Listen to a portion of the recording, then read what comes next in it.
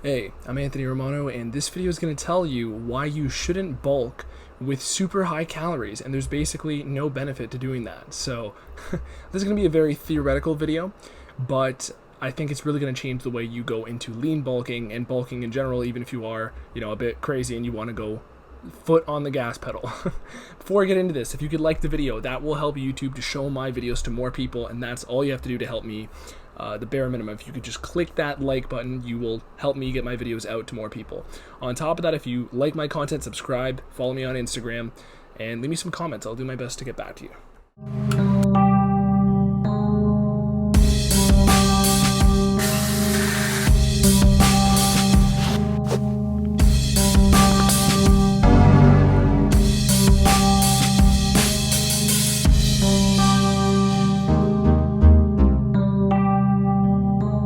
Okay, so bulking with super high calories. Now, before I get into this, I also have a ketone supplement giveaway. I highly recommend you look in the description and figure out how to enter. It's very easy and you could win some free supplements. Now let's get into the video. Bulking with super high calories. One myth, one false belief I really wanted to break here for you is the myth that you have to have super high calories when you bulk. And I'm going to tell you the problems with that, but essentially here's how the belief goes, the false belief. It goes that you need to have super high calories when you bulk because that'll give you more energy to work out harder, etc., and make more gains. Now, granted, eating enough food is necessary to have adequate performance in the gym, okay? I'm not saying that everything I'm about to say in this video applies even if you're eating 500 calories a day. That's not what I'm trying to say. But, because you obviously still need an adequate amount of calories and energy to build and to push your body into that anabolic state. But when we're talking about getting energy boosts from high calories does not necessarily ensure high energy, okay? And here's the thing. We're all familiar, or at least you might be familiar, with the basal metabolic rate. That's how many calories your body burns independent of all other factors on a daily basis. And that's basically how much energy your body requires daily. So essentially, when we're bulking, I don't recommend somebody to use a super ridiculous high calorie amount. And that's because your basal metabolic rate is the same. Okay, granted, if you add 5 pounds, that's going to be a higher basal metabolic rate, higher BMR. But the whole point here is that the belief that eating more calories gives you more energy is not true after it's past a certain point, okay? So, of course, eating adequate calories is important. Eating a little bit more is important to ensure proper repair.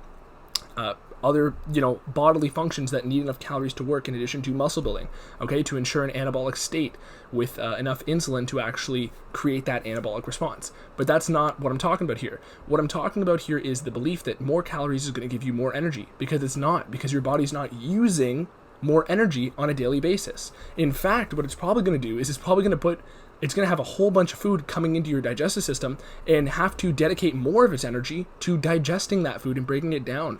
So you're not doing yourself a favor by having shitloads of excess calories when you're bulking. I'd argue that you're making it more difficult and more taxing for your body to process everything that you've taken in, especially if you make a lot of other mistakes that I speak about in other videos, such as bad food combining, where you're basically making the digestive environment of your stomach conflicting because you're mixing lots of protein with carbs, and protein needs acidity to be broken down, and carbs require a more alkaline environment in the stomach to actually be digested properly.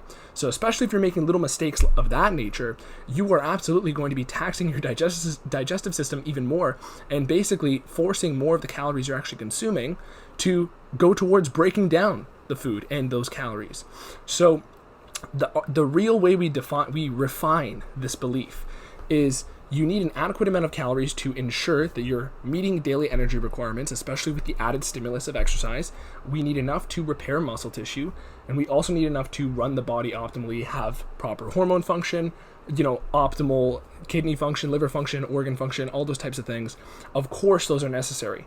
But the way we refine this belief is by leaving you with this conclusion that super surpluses are not going to benefit you. They're going to harm your goals because they're going to make more of that extra energy that you're consuming for the sake of the bulk go towards digestion. And of course, it's going to ruin your insulin sensitivity, which is going to ruin your ability to build muscle and burn fat. There's a lot of other ways we could, dive deeper into this conversation.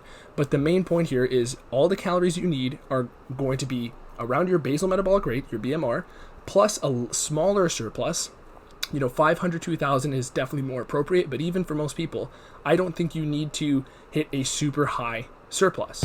Okay, all that's required, that scientific studies have shown, the only two requirements that we have narrowed down and that there is consensus on is that you need a positive nitrogen balance and adequate stimulus. Now, granted, there are other factors that we know are true, such as the availability of leucine. Leucine's an amino acid which is very prominent for creating an anabolic response. It's actually one of the requirements for mTOR, which is the primary muscle building pathway in the body. Okay, the things that can stimulate mTOR amongst them are insulin and leucine. They can stimulate mTOR independent of other factors. And that doesn't mean you need to have excess carbs, because carbs don't necessarily spike mTOR. The insulin spike that carbs can provide can spike mTOR, but again, that doesn't always lead to the results you want, and you can simply get enough insulin through protein and a moderate amount of carbs, perhaps a small amount of carbs, perhaps no carbs. This is why I speak about keto bulking methods very often in my videos. But again, the main belief you need to refine here is you don't need a super surplus of calories. That will not help you, it will only hurt you, and you're far better off having a more balanced bulk, and you will not only get leaner results that way, but and you won't have to burn off, cut for an extra 4 weeks. But the main point is you're not going to be taxing your body and getting no extra return. So that is the end of this video. I tried to make it brief. Leave me some questions, and I'm sure I have other videos that answer your questions, even if you just want to type them into the search bar, plus my name. Okay? Thank you for watching. I'm Anthony Romano. Peace.